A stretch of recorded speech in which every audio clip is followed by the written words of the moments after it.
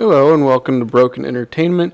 Today I want to talk about fan interaction and the two sides of the coin that I see over and over again.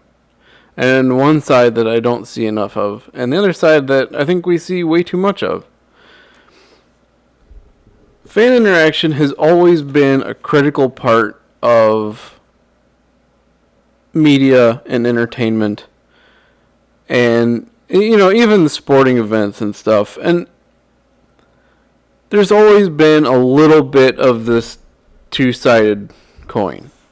Where on the one side, you have people that are jerks.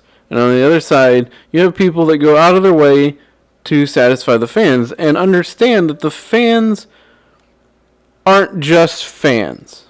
They're customers. And if you treat your customers like crap, they go away.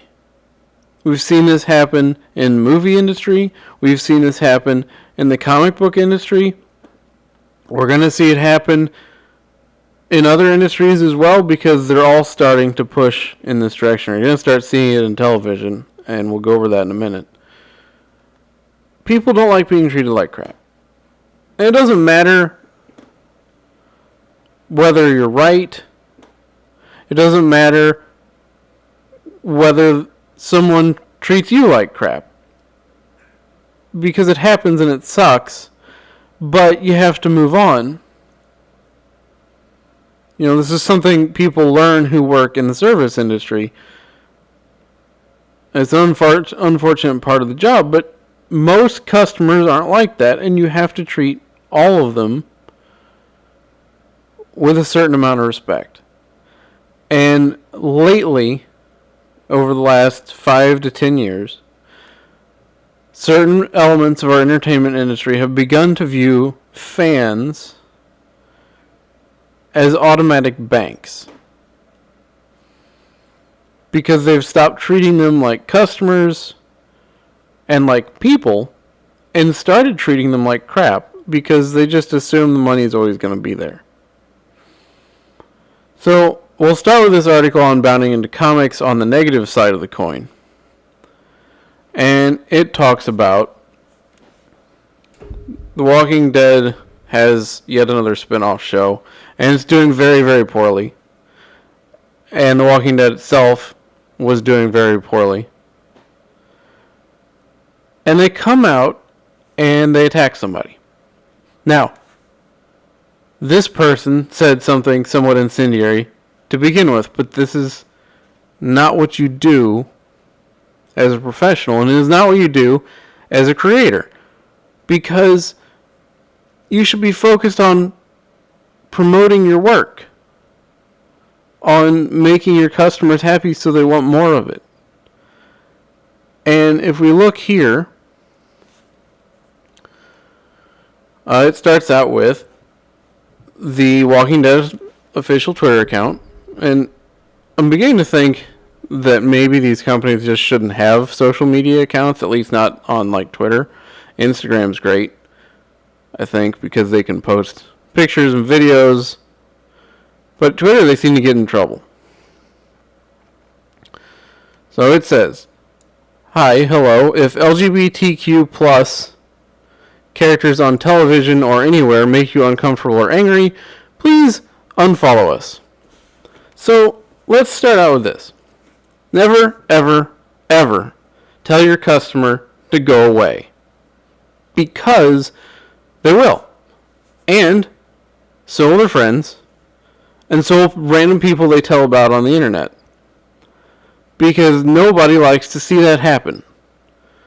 When Star Wars The High Republic had an author that came out and said, "If you don't like my politics, don't buy my books," I said, "Okay, I won't buy any High Republic books. Because you don't mind, Disney, that one of your authors is out here telling me to go away. Or telling people in general to go away."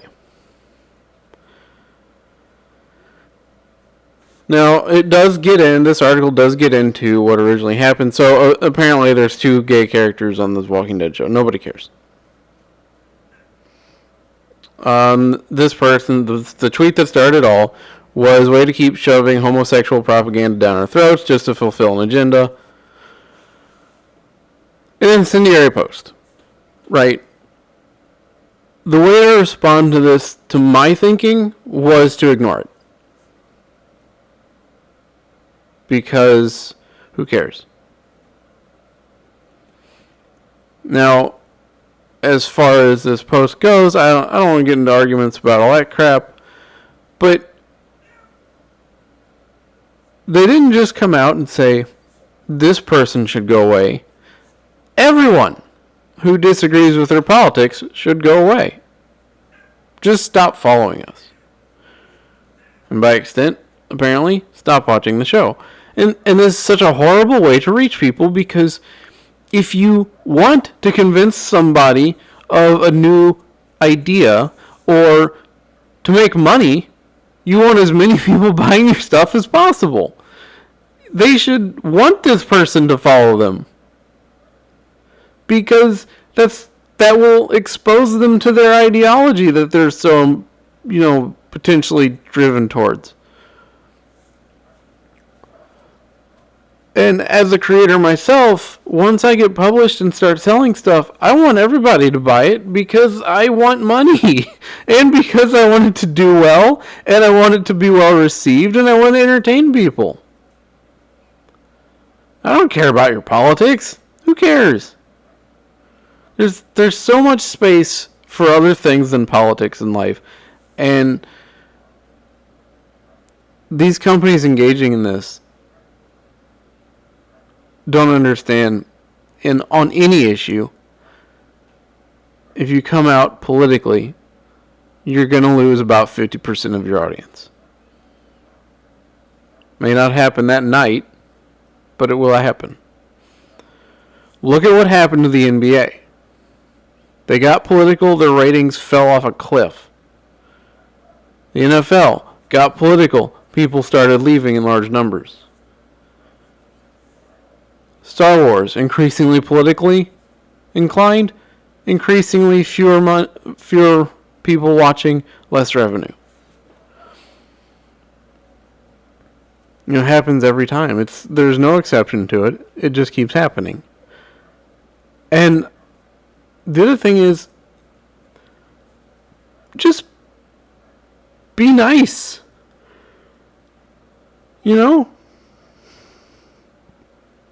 If you're nice, what bad thing comes out of that? So, I don't want to focus overly on the negative side of this, because there's a lot of it. We could go into all sorts of things. I'll do another real quick hit. 2 writers for Star Wars have come out and called out 2 specific people, but also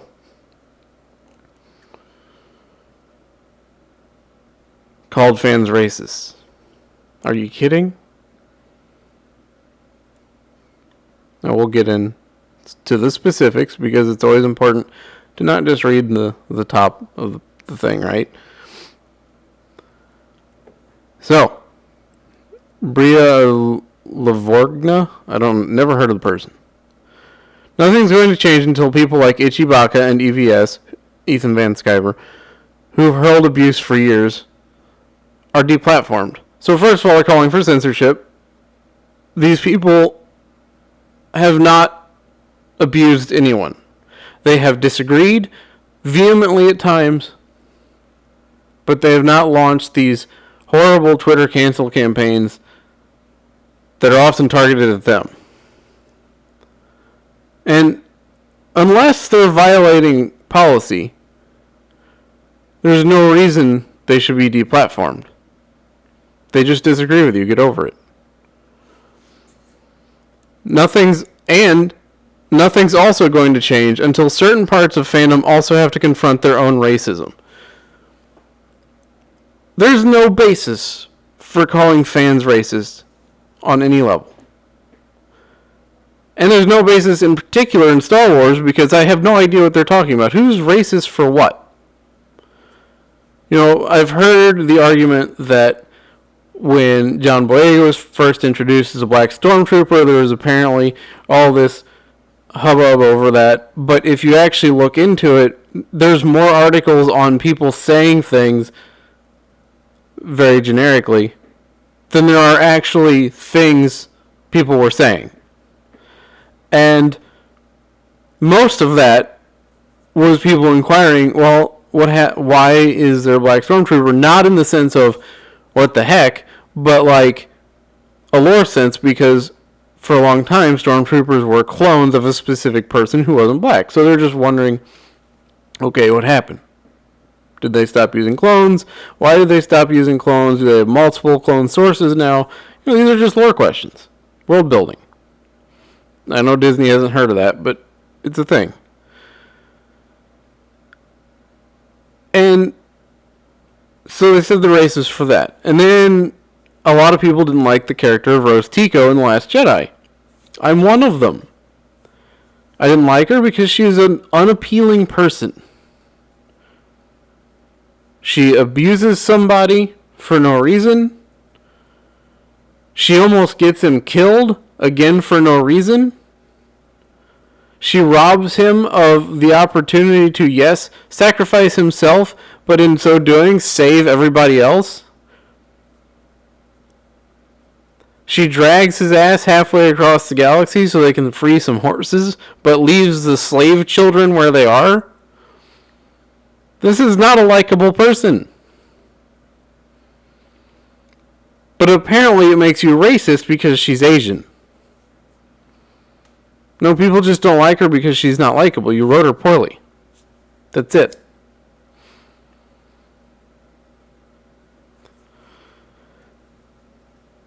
So, that's the negative side of the coin. It gets a lot of attention, it gets a lot of views on YouTube, etc., etc.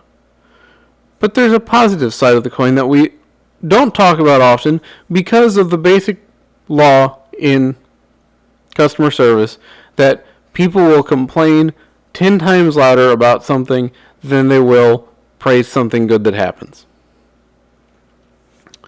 So, I'm going to start with this Instagram post by Jason David Frank. And, I'll go ahead and play the video here.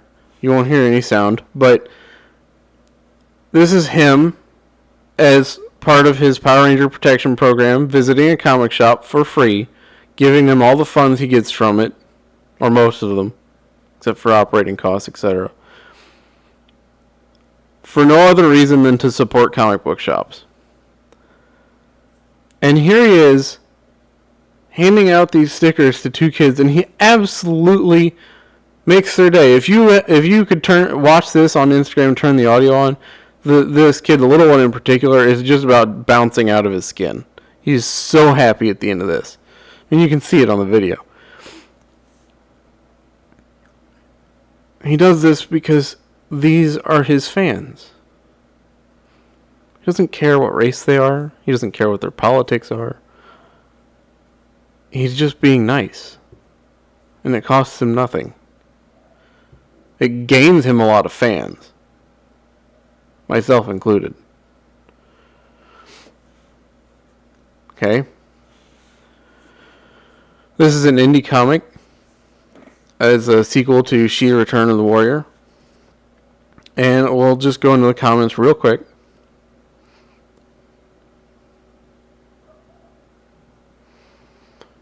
And you can see that the people running this campaign are directly responding to people in comments, and they're being nothing but nice. I think that's a great idea, but it's too late. Thank you for your generous support. Thank you. Once you pledge, you will be offered available items. Thanks for the quick... sorry, this is someone else.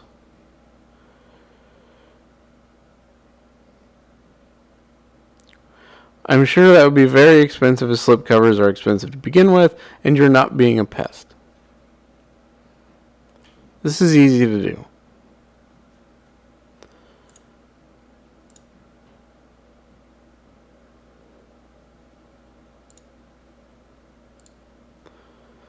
So, Why can't we see more of this? You know, another great example, Brandon Sanderson, the fantasy novelist, puts his lessons that he teaches at a university on video on YouTube for free. He regularly has signing sessions that he does in his home or his warehouse, wherever he is. And he does live streams and just talks to people. This is the kind of stuff the big corporations in media aren't doing. They're doing the exact opposite. And I don't understand it. Because why? Why, even if somebody sends you a negative tweet, okay, why respond to it? Why? Just let it go. Who cares?